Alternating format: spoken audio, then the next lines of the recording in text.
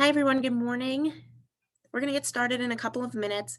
For anybody who's just entering right now, there's a link to a pretest in our chat. Our pretests and our post-tests really help us kind of figure out how good our webinars were, and they help us continue to get funding from the county and from other grant sources to be able to provide this at no cost to your schools. So if you guys could go ahead and please take our pretest. If you already have taken it, don't worry about taking it again. I know that it was in your registration email that Marnie sent last week, but if you guys can take the first couple of minutes to just go ahead and take that pretest, we would really, really appreciate it. We're going to get started in about 2 or 3 minutes.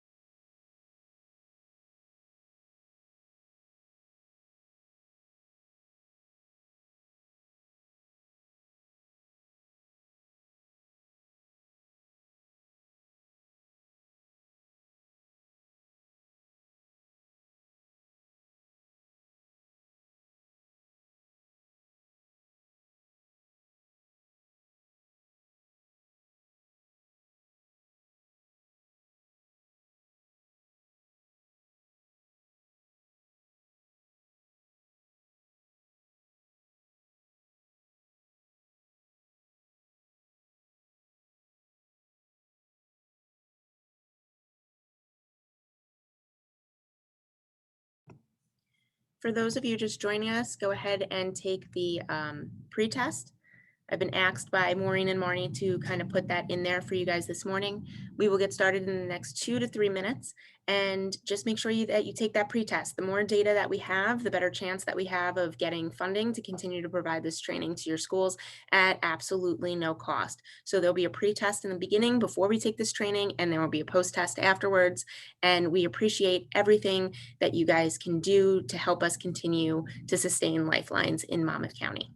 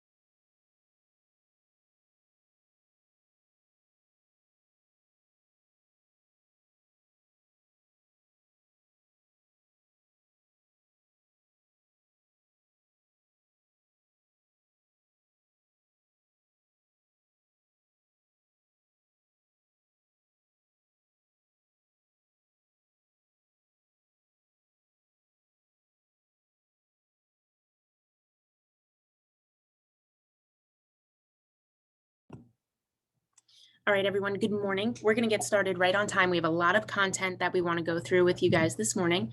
You guys are here for the Lifelines booster. Maureen and I are here today. I am with you guys here in New Jersey and right in Monmouth County, and Maureen is joining us all the way from super chilly Texas, where we thought maybe she wouldn't be available this morning. But we are here. Yes, so we are moving forward. Which is why last week was a freeze out, to say the very least, a freeze out. So, and I was just going to say the craziness of Texas weather. It was -9 last week here, and yesterday it was 70. Yeah, it's crazy. Talk about being ready for anything, being prepared. Yes, exactly. Being prepared, but not quite ready, right? Which is what was something that we'll talk about in a little bit. So for those of you who are just still continuing to join us, like I said, and what I always do, you know, this is my spiel now, the pretest. Please, please, please take our pretest so that we can have some more data from you guys, so that we can analyze this and continue to get grant funding for our programs and be able to talk to you guys about Lifelines. here in Monmouth County and all of the work that we're doing in other places other than Monmouth County across the country. So you guys are here for Postvention. One of the reasons why we did it the way that we did it this way was that you guys wanted prevention. You wanted it quick. You wanted some curriculum back in November. You wanted to talk to your students. We moved forward with intervention because we really felt like you guys had voiced some concerns about struggling to refer students to the hospitals or other locations during COVID and what that kind of looked like. And then lastly, now we're moving through this and we know that you guys are experiencing losses. I've been called on to some responses as well and working with schools, and we just kind of want to give you that booster and help you continue to use Lifelines and what is best practice for a very traumatic time in our faculty and staff's lives and our students' lives. So that being said, you guys know us pretty well by now, I would hope. This morning we have myself, Nicole, Nolan, and you have Maureen. I don't think that we need to do that much of an intro for ourselves anymore. What do you think, Maureen? I don't think so. I think people recognize us on the street even. Very good. So what we're going to cover today, how Postvention changes when you're virtual. That's the number one question that I've gotten from a lot of people in terms of Lifelines and what we're doing. What do those crisis team roles look like? What are those responsibilities? How do those change? We have different checklists now for 24, 48, and 72 hours after a loss. We'll discuss some other key changes. We want to refresh you on the important postvention topics, the things that we always talk about in Lifelines trainings. When we've gone out and done these trainings, the things that are critical to our theoretical base, that we've trained you guys in, Postvention 101. Our guiding theory bases have always been grief theory and crisis intervention. Now we're incorporating trauma-informed care, which has always kind of been a part of what Lifelines has been. But as you guys know, New Jersey is really pushing for trauma-informed care, looking at those ACEs for kids, how we can do, all of these warm handoffs, including the school, the community, and their providers. Memorials and exposure. That's a big thing that we're thinking about now. We have death around us in a way that we haven't ever had before, specifically with COVID, and exposure is exposure. And we'll talk about that a little bit more. Identifying our vulnerable students. This has to be the number one question that I've gotten from you guys. You know that your vulnerable students are at home. You know that your vulnerable students are virtual. Maybe they're not in the building as much as you want them to be. You don't have eyes on them.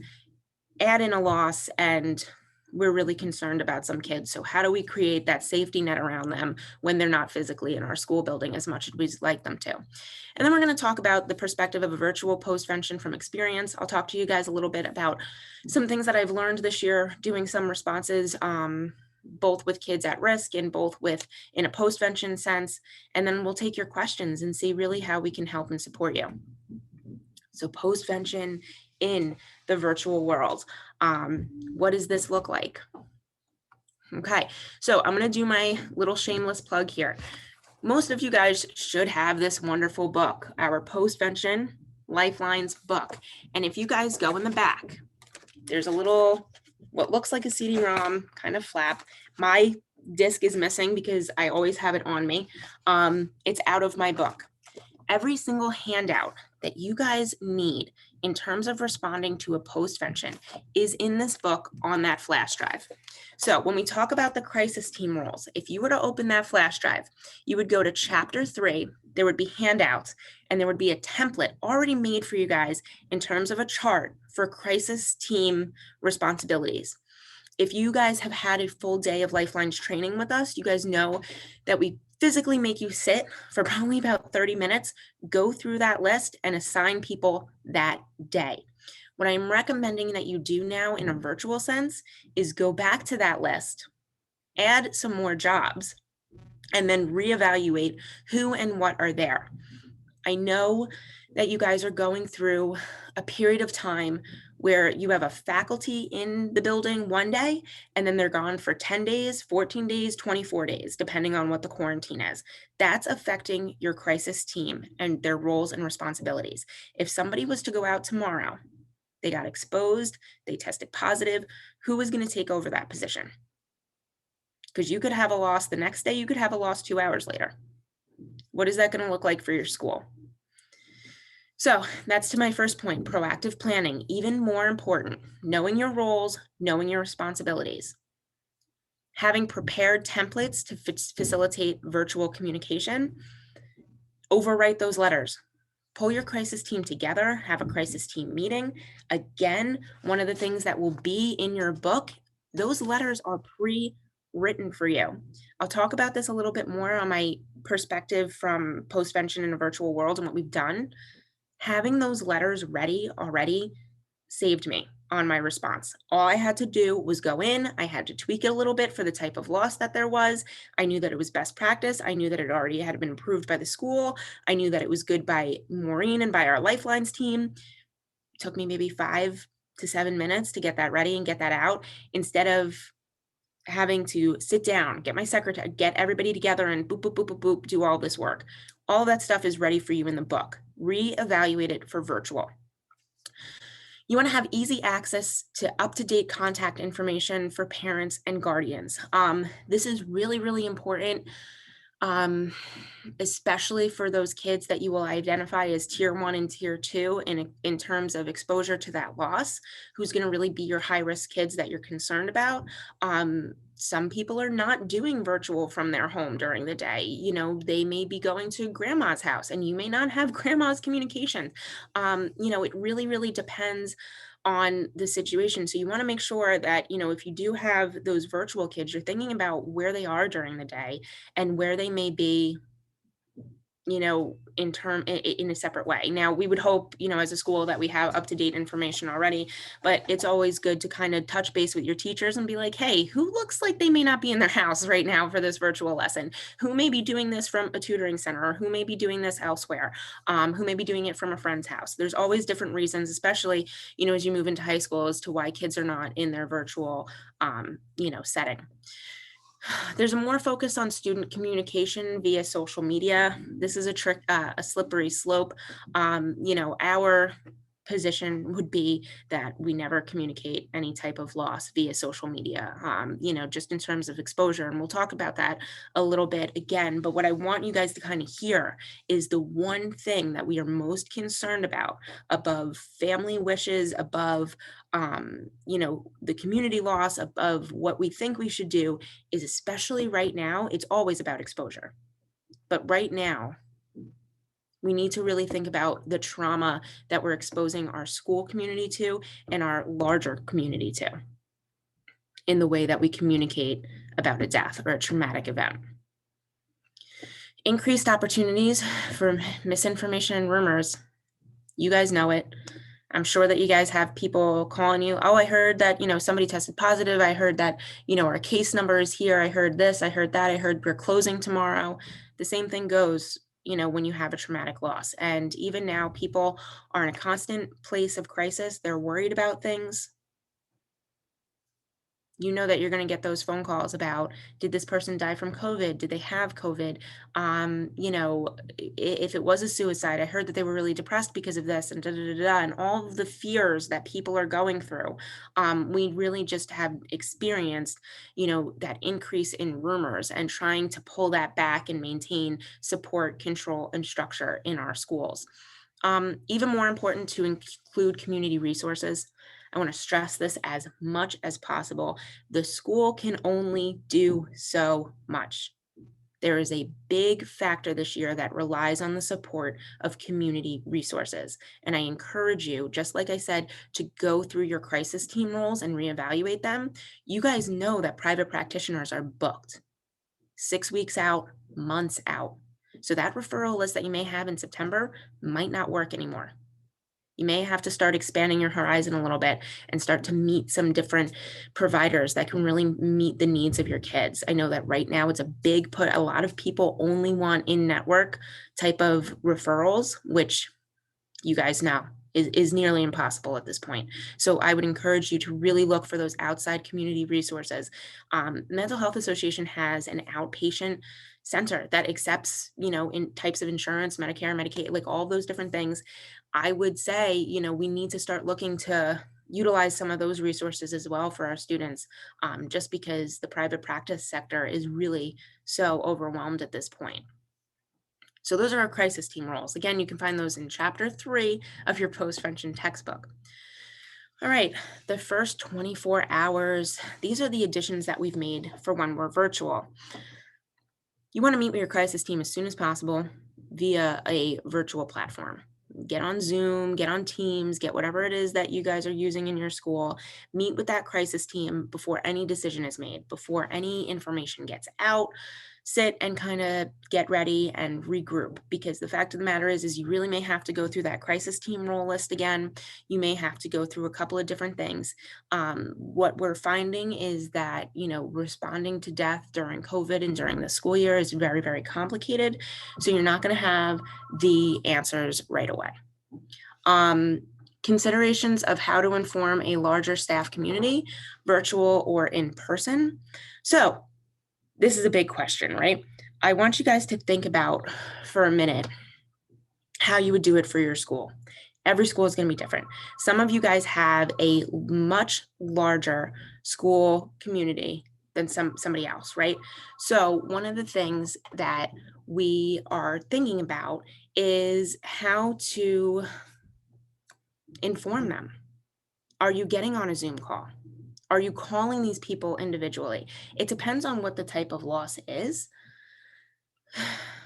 So if you have a faculty member and you had a lot of staff who were really, really close with that faculty member, you may want to, with your crisis team in advance, go ahead and think about who is your tier 1 faculty, who's going to be really, really affected by this loss. And you may want to make personal phone calls that way.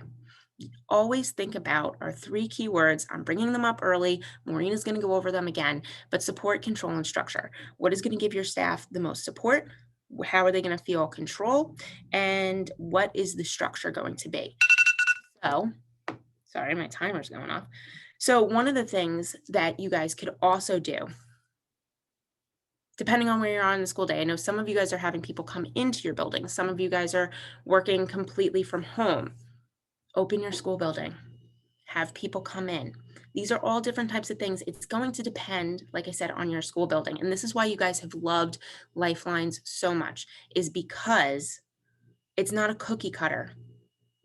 We help you guys figure out what works best for your school. So what is going to give your school building, your school district, the most support, control, and structure in the situation? Is it a virtual, are we informing our staff of the death virtually? Are we informing the staff of the death in person? In person would always be the better way to do it, right? We would want to have eyes on people. We would want to see how they responded. If it's a student, that may be different, right? But you would still identify who's going to be closest to this person and find out the way that does it in the most trauma-informed way of informing them that somebody that they are close to has passed away. So that's a consideration there. So I will talk a little bit more about that in terms of how we have done some responses and what that looked like for some schools later on. But think about that. Would we respond virtually or would we respond in person? And this is really only right now, I'm only talking about your faculty and staff. So your crisis team already knows, they've already met, they've developed a plan. One of the things that you guys are thinking about under that is how are we informing the larger staff community? I already said this, review assignment of role-specific tasks. Is anybody missing right now due to quarantine?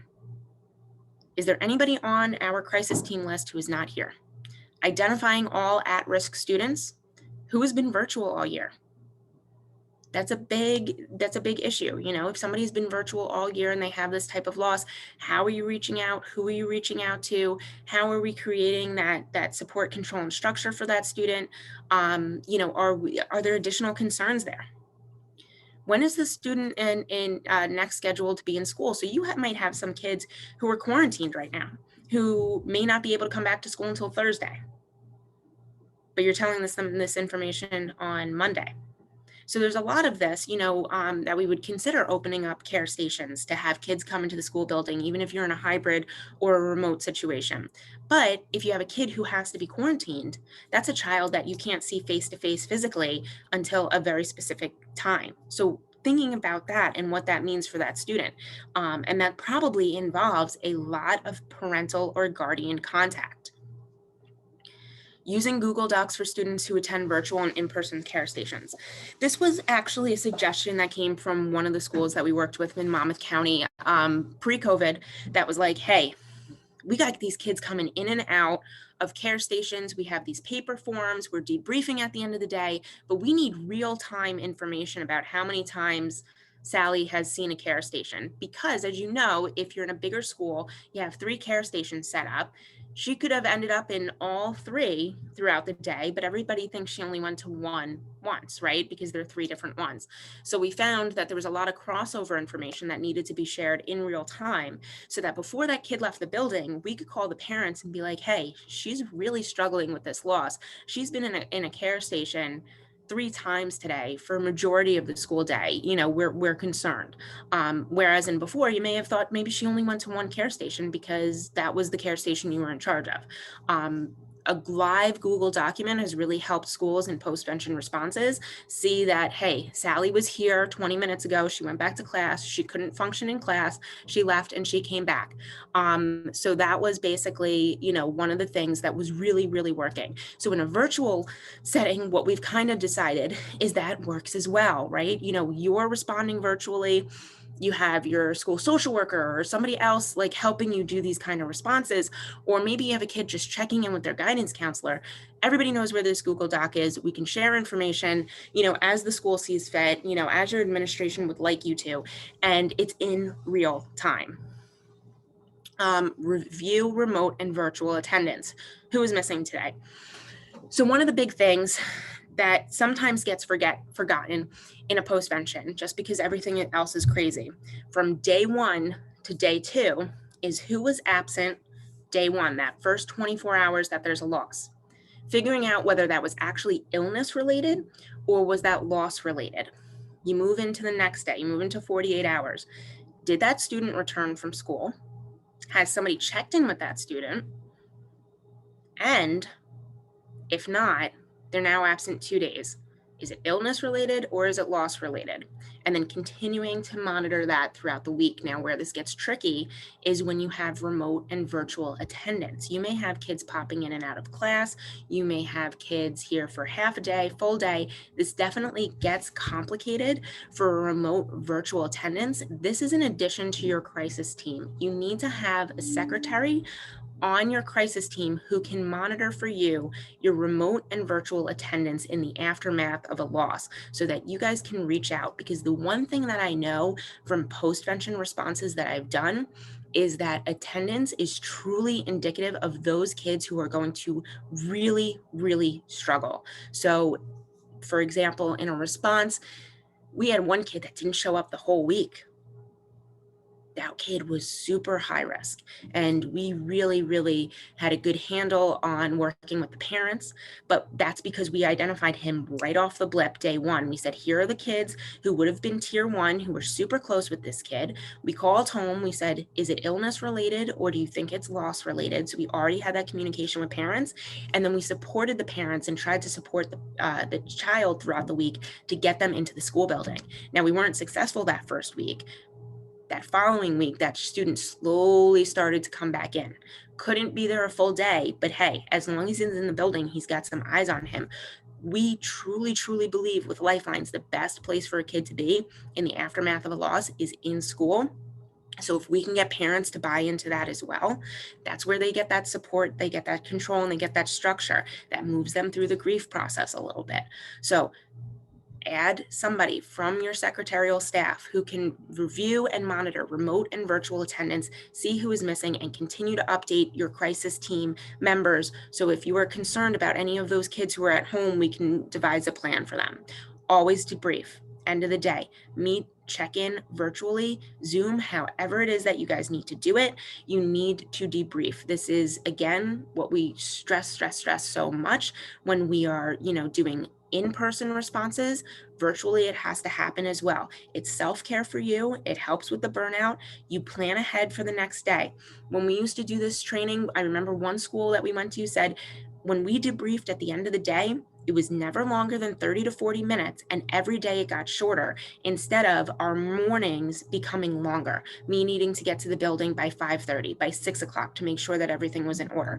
I could make sure at the end of the day, I had processed what I needed to. I had made sure that my administration knew what it was that they needed to. I could go home and I didn't have to have this trauma on my chest from the loss. I could go home, be present with my family, my partner, my kids, my dog, my yoga class, my activity, whatever it is. This is for you guys as well. Okay, so the 48 to 72 hour changes when you're virtual, continue to monitor those student absences. I know that I'm probably getting stuck on that a little bit, but those are really going to be some of your at-risk kids. How long do we keep care stations open? Huge question. I mean, we really got to think about how you're doing care stations. We'll talk about those a little bit more. Are you doing them virtual? Are you opening some of your school for some of those tier 1, tier 2 kids who are truly at risk? How long do we keep them going? Where is the need? Brings me to my next point. Usually care stations stay open for a set amount of time until a funeral or until services happen so that kids can get a sense of closure, so that your staff can get a sense of closure. We need to recognize that resolution of loss isn't always readily available right now. We have a lot of people who've passed away who are having memorial services later down the line, somewhere in the summer, just because they're unable to accommodate the amount of people that they expect showing up, or just protocols. So there's been some situations where I've been in where the school week has ended and there hasn't been a direct funeral or service that has allowed everybody in the community to kind of feel that sense of closure with their grief and be able to move forward. All right, other things to consider. School community exposure. So here you go. I'm saying that exposure word again. What is the difference between the school and community? The school is limited in what it is that they are able to do, right? So I want you to think about a situation. If somebody had died in your community, one of the questions we always pose in Lifelines is, would you, if it was a suicide loss, right? Would you inform the larger school community for every type of death? Sometimes no, right? So if you've lost a parent or you've lost somebody this way, you have to think about doing these things in a way where it's consistent. Death is treated consistently in your school district. It's not this one death got this and this one death got this, right? That's where we get into some tricky waters. Maureen will talk about that with memorials, right? This one person passed away this way, so we have a walk for them. But then you have somebody who dies by suicide and you don't want to memorialize and cause people to be at more risk. We have to play that balance. And it's a very, very hard balance to play, especially when people are grieving and when we want to be helpful.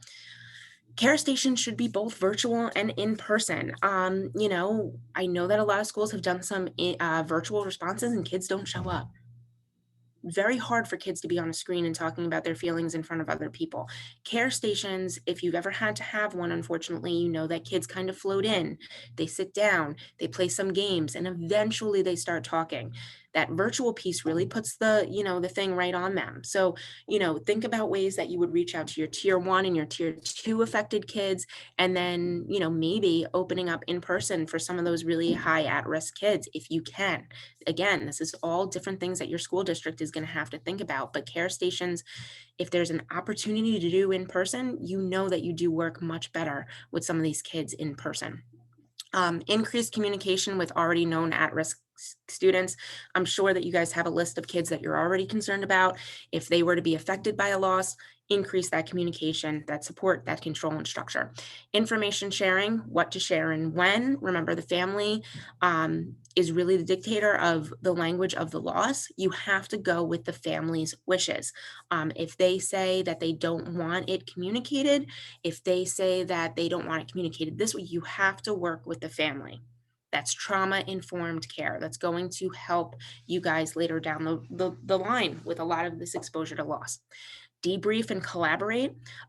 Work with other schools. If you have a loss that has really affected your school building, another school district, communicate. That is our overall goal that we hope to have with Lifelines, is that if I know that my loss has affected me, but it's also affected the school the next town over, I have those communications that I can call and I'd be like, hey guys, what's your plan, so that we're not stepping on anybody else's toes, that we're all communicating the same message, and then we're all worried about the exposure that our community may feel.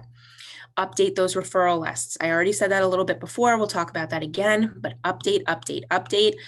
Reach out to Monmouth Med in case you need to have a kid assessed. Reach out to Perform Care. Just get those relationships going so that people know you know what it is, and that muscle memory kind of goes into play.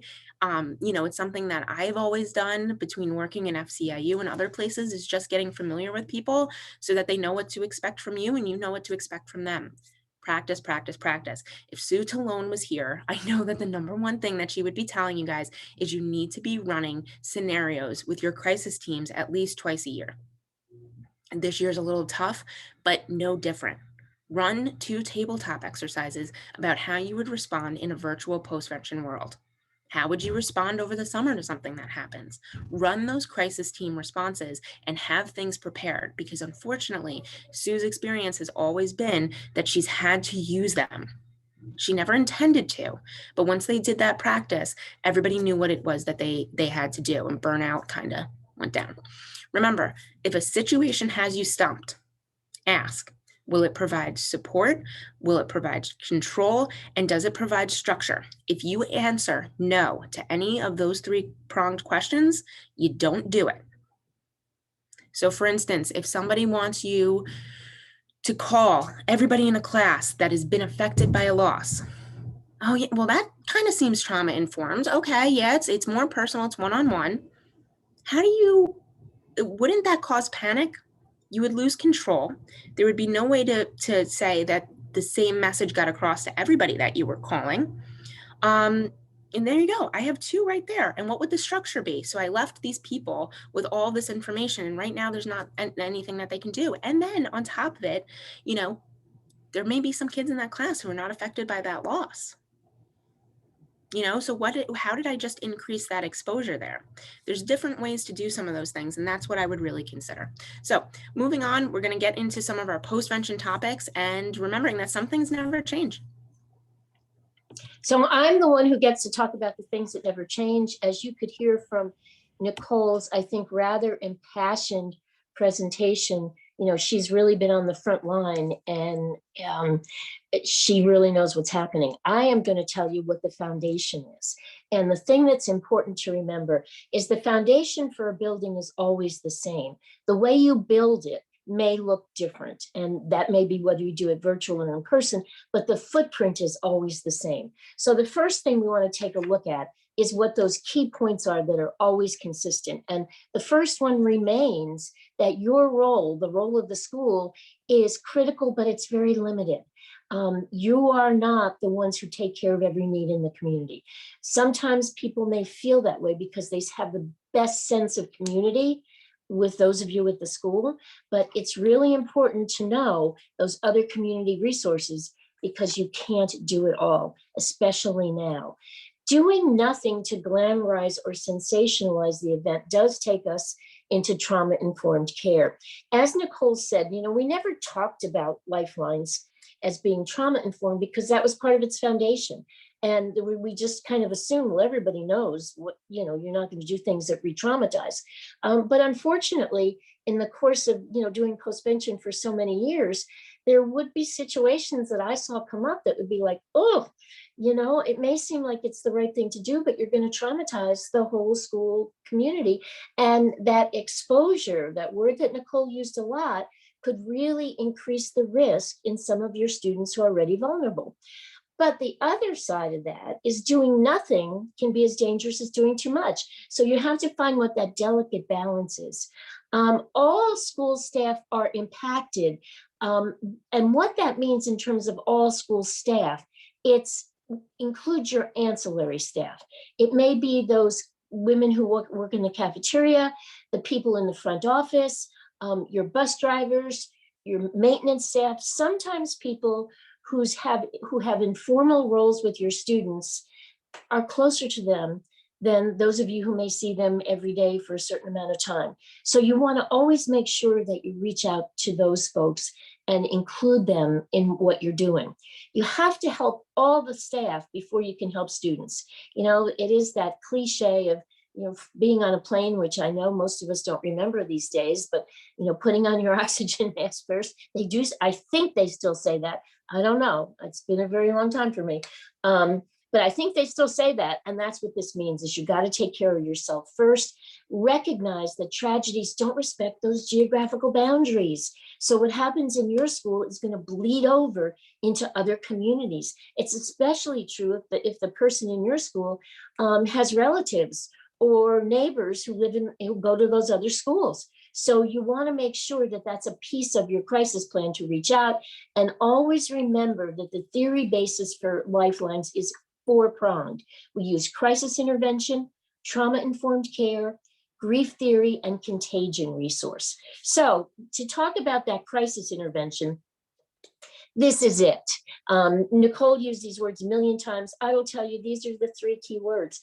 And I would also say, for those of us who are kind of still struggling with the results of COVID, the response for almost everything in life that keeps us safe is, does it provide support, control, and structure? If you can answer yes to all of those questions, you're going to have a response that's balanced, it's in perspective, and it's going to be safe. The reality here is when we feel out of control, and I know some of you have had that feeling over the last year or so related to COVID.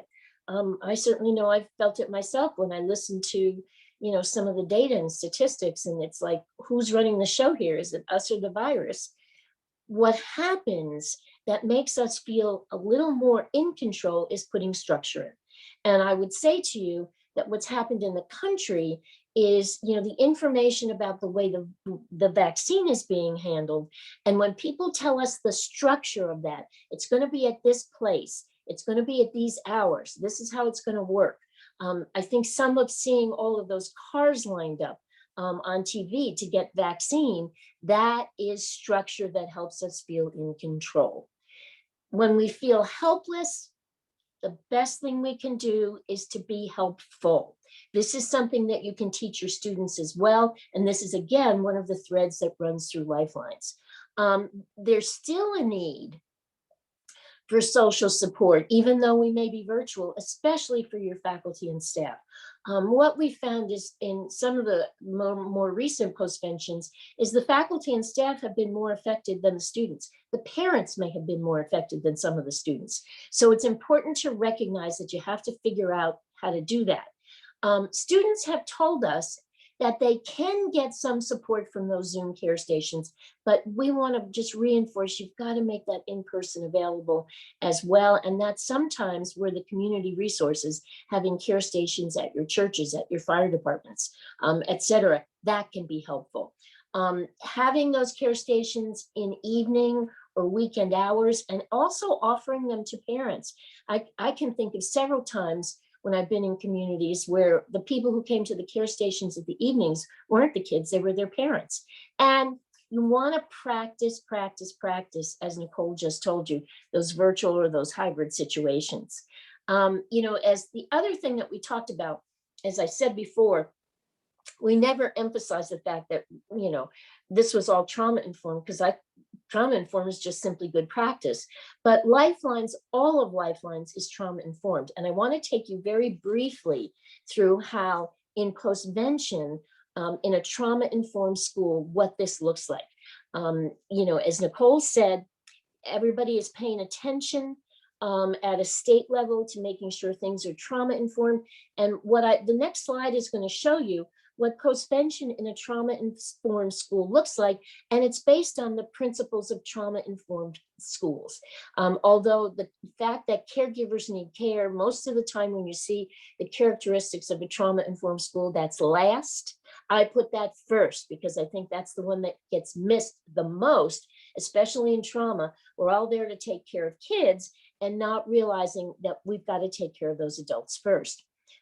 Acknowledging the loss in a compassionate way is really talking about treating every loss the same. We may not realize it, but the way we sort of respond to a loss may be re-traumatizing to some of our school population, especially if they treat a loss from suicide differently than they treat a loss under any other circumstance. So this really kind of acknowledges the language that we use, and we'll talk about that in a second, and also the fact that everything is the same. That really indicates some degree of compassion.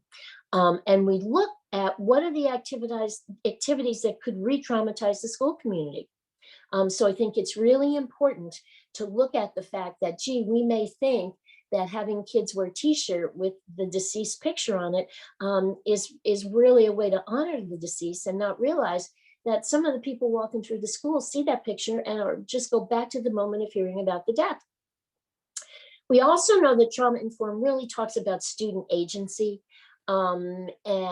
This is really empowering students to be active in the process. And that's why every aspect of the school community has a role to play in a trauma-informed school and in postvention. And we indicate clearly what those roles are. And we come at it from a strength-based perspective, not a pathology perspective. And that again is true for all of Lifelines. We don't talk about mental illness per se. We talk about poor problem solving or unhelpful choices in problem solving. In terms of communication and language, as I said before, on this next slide, what you're going to see is the fact that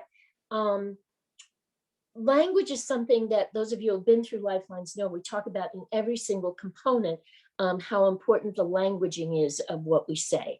And so when we thought about it in terms of postvention per se, we realized that there were some things we wanted to say that are pretty simple and pretty important. The first is you want to wait for that official notification of death before you say anything. An official usually comes from law enforcement sources. Even though the gossip may be accurate, the rumors may be accurate, you can't say anything until you have that official notification that something has happened.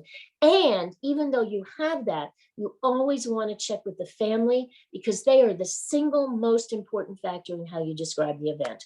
I've been in too many places where everyone says, oh yeah, it's a death by suicide, and the family chooses not to call it that. It's up to the family. If they want to just call it a sudden tragic death, that's okay. And it certainly communicates what's happened. If they say, we want to talk about this as a suicide, don't use the word committed. With their permission, you want to say the student died by suicide. As we talk about in the general Lifelines, committing tends to sound a little pejorative, because in our society, we commit crimes and sins. And survivors of suicide loss, families who've had a suicide, have told us it hurts a little when we use that word committed. So we say, use the word died by suicide. And you're always safe when you say it was a sudden traumatic loss. You don't have to give any of the circumstances. That is up to those official sources. It's not up to you as the school. You don't have to tell them, even if it's a car accident, you don't have to share details about what happened, where it happened, when it happened. That's up to other sources, because what you're focusing on are those universal feelings of loss. Our school community has suffered the tragic loss of one of our members, and this is how we feel. As Nicole mentioned to you earlier, you have handouts for all kinds of things on that flash drive, and you can put them on your school letterhead. Just take them off. They're in PDF, I do think, but you're going to write them your own way anyhow. And it just gives you a structured format and words that are safe to say, that you can kind of translate, to just make sure, again, ahead of time, you know what you're doing. And the hardest thing in the school, I think this is just the hardest thing, is to recognize that some questions have no answers. Because everybody expects the school to have answers to everything. That's where kids learn how to problem solve, how to figure out what happens in life. And to have to recognize that there are some things we just can't figure out, some things we can't explain. And to have those be things that kids have to learn, it is a reality. It is a reality. And I think you have to get comfortable saying, I wish I could explain that, but I can't. There are some questions that have no answers. And It can feel a little uncomfortable, but you have to learn how to say that sentence. In terms of memorials, what we want to talk about is the fact that you really want to work on proactively creating a policy and memorial committee. And they want to review all requests for those more long-term memorials. And they include members of that competent school community, administrators, faculty and staff, students, if you're in a high school, parents, a board member perhaps, a community resource. And what that does is take the focus off the administrator as the person who has to take the heat for making decisions about memorials, as well as graduation and other kind of seminal events that happen in the school calendar. You want to make sure that this policy includes directives for those short-term student memorials that you may allow, for example, at the parking space or at the locker of the deceased. And you want to include alternatives for activities that you say you can only have this memorial till the funeral, but then you could come to the guidance office and we have a book where you can write a memory for the family. So you always want to make sure when you tell kids not to do something, you give them an alternative. We also want to make sure that you look at those spontaneous memorials through the lens of that trauma-informed care, the potential to re-traumatize. If it gets over the top, again, you may need to scale it back a little and let folks know we intend to give all of your tributes to the family. And again, treating all deaths the same way. What I will say to you is if you just look at the pile of flowers there, it tells you that when somebody dies, as Nicole mentioned the word exposure, it exposes us not just to that death, but to all the other losses we've had in our own lives. And sometimes what those flowers are for is not the person who died. It's the person in our lives who died a long time ago that we are still mourning. So just want to say that to you, is sometimes that's what that's all about.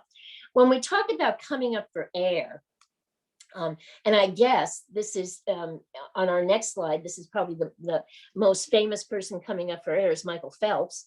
And he certainly does a great job. It's important during a postvention response. It's important all the time. And basically what we talk about when we say coming up for air, it's a short break. It's wonderful if you get 15 minutes, good luck. Most likely it's less than 5. And again, it may be just standing up, moving around, looking out the window, figuring out what a cloud looks like, having some coffee. Oh, that's really good. Or it may be things you think in your mind. You may think of things that make you smile or inspire you. Things that make you want to be your best self, or you might think about things that make you crazy. This is a time when you don't have to be positive all the time. Give yourself permission to go, this is a crummy day and I just can't wait for it to be over. Absolutely cool. So moving along to vulnerable students. These are kids that you pretty much know already. And in the Lifelines book, these are outlined several times. So I just want you to know that we cover these pretty clearly. Any kids that you know who've had a history of past suicide attempts or in some sort of treatment for mental health or substance abuse, have a family history of suicide, which you may or may not know, but any kids who anybody else refers or they refer themselves, even if you can't figure out why. If a kid says, I need help, this is a time when you give them help.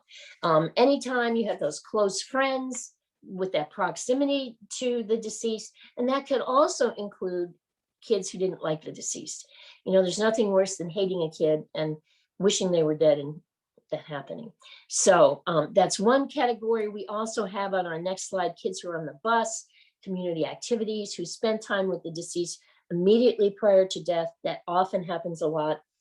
There may be some students who are aware of a suicide plan, or a kid who dies in a drunk driving accident who knew the kid was drunk and they let him or her drive. Those personal losses, again, that reminds us of our previous losses.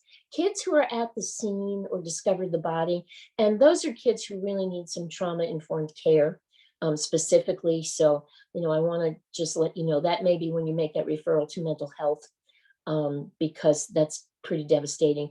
Or as I said, had that hostile relationship with the deceased. In terms of that in-person approach, we talked to you about you got to remember kids who are at other schools, those kids who are absent on the second day, as Nicole mentioned, kids who walk the hall, or kids who leave school early. Now, this is in person, obviously, but you're also going to pay attention to those kids who somehow disappear from their Zoom classes. How you approach these kids is very simple. Acknowledging their relationship to the crisis. I know you and Johnny were really close friends. I just wanted to, express my concern about his death. I know it's hard for me. I'm wondering how it is for you. I just want to let you know that we have some support available at care stations. If you think that this person needs to be followed up individually, you would do it there, or to say to every kid, I know today is a hard day. I'm going to check back with you in a couple of days just to see how you are. Don't forget that part of this. You're going to contact parents or guardians if you feel it's necessary. Document this. As Nicole said, that's what those Google Docs are all about. And you're going to review this at your daily debriefing. And with that, I'm going to turn it back to Nicole, who's going to talk a little bit about some of the other things that she's learned from doing this very personally. Nicole?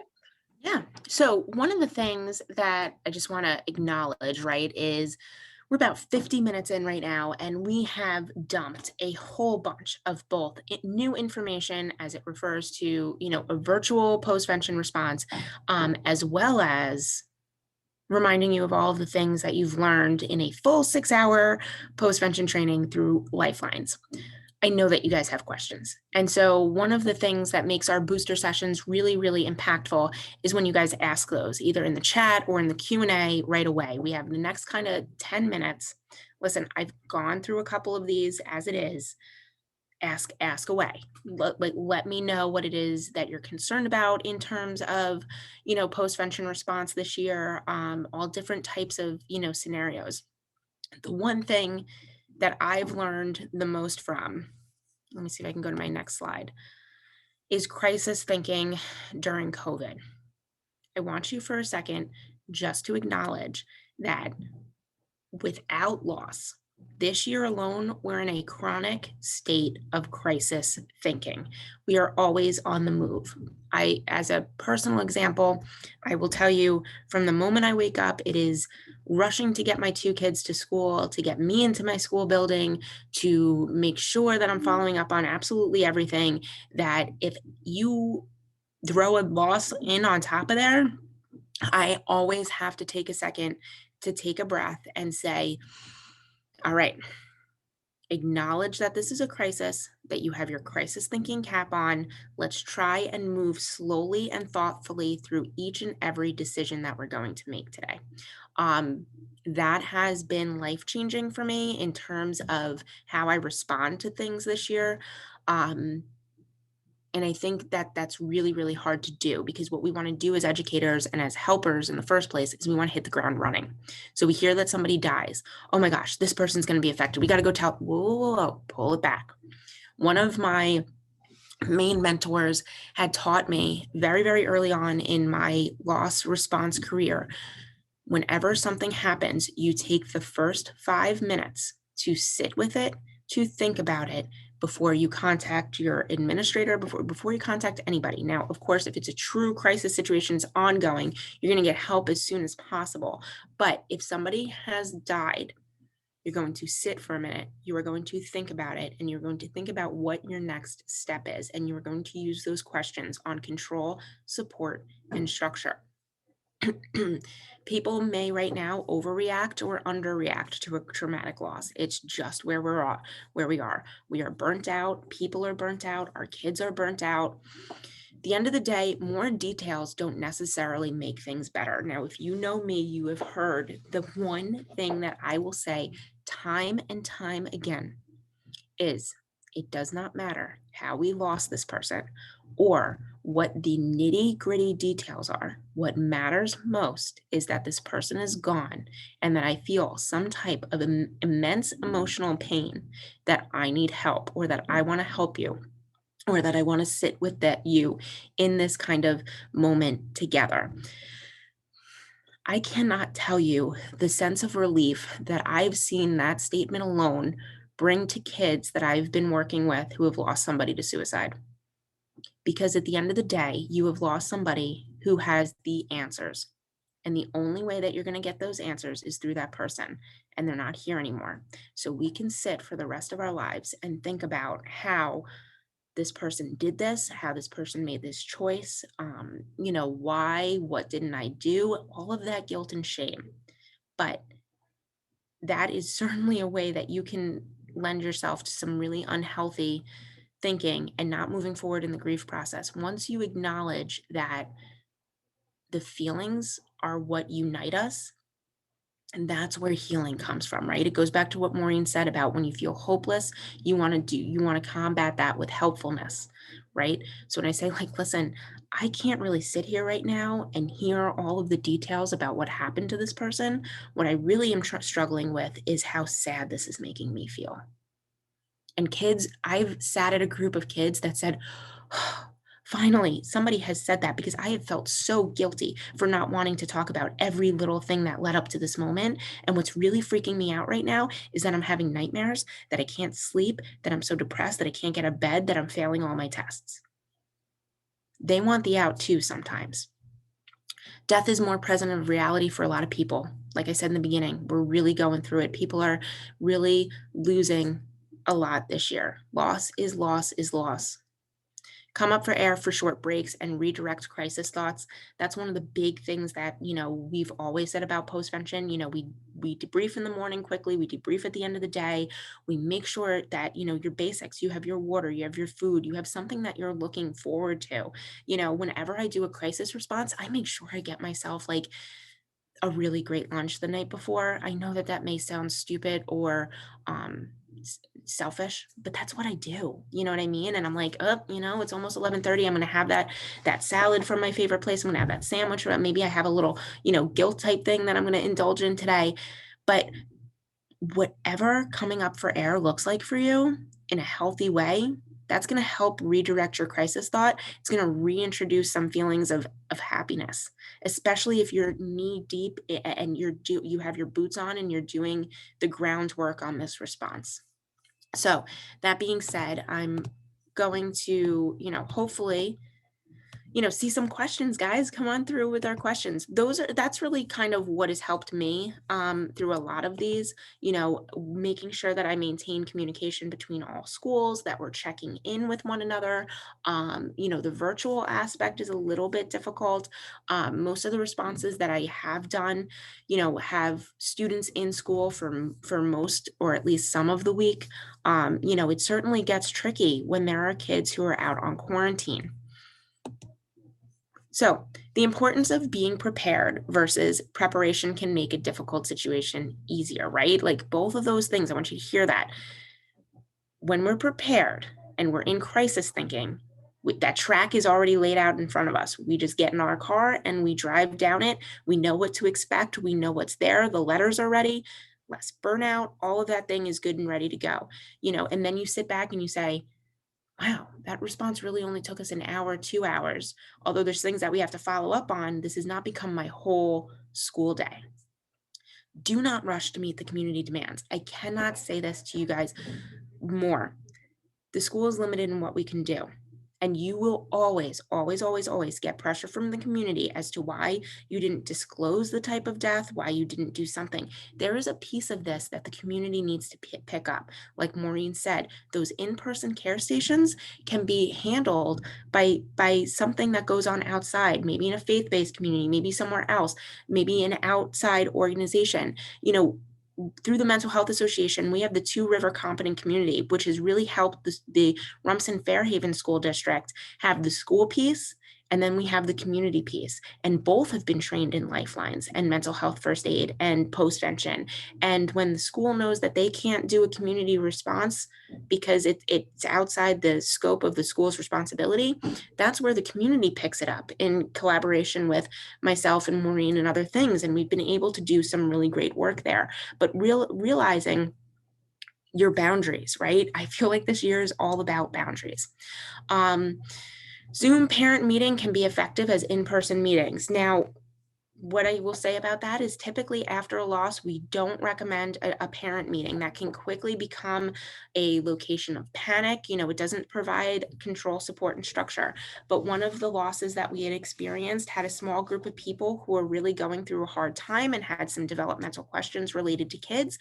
So we were able to bring a very, very small group of people together. We had pre-registration with questions. We had support, that control, support, and structure was there, and we were able to do that. So there are different things that you can do, and you guys can always use us as a tool to bounce ideas off of. You know, we're here to consult with you when you guys have a loss, and we're here to support you as Lifeline schools.